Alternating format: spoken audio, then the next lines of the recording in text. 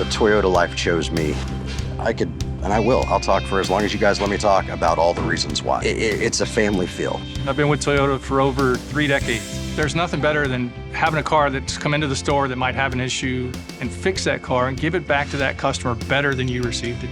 The Toyota training is really second to none. We know everything that there is to know. We look at it, we diagnose it, we make the prescriptions to make the car remain healthy. Being in the Bay and working on the same product day after day, I feel like I have a doctorate degree in Toyota, right? Because of the level of training provided by the manufacturers. All I'm seeing is Toyota, Toyota, Toyota. If I see 1,000 Camrys in a month, I'm gonna be pretty darn good at servicing Camrys. Technology is ever changing. As a technician, if you don't find a way to stay in front of it, it's going to pass you by.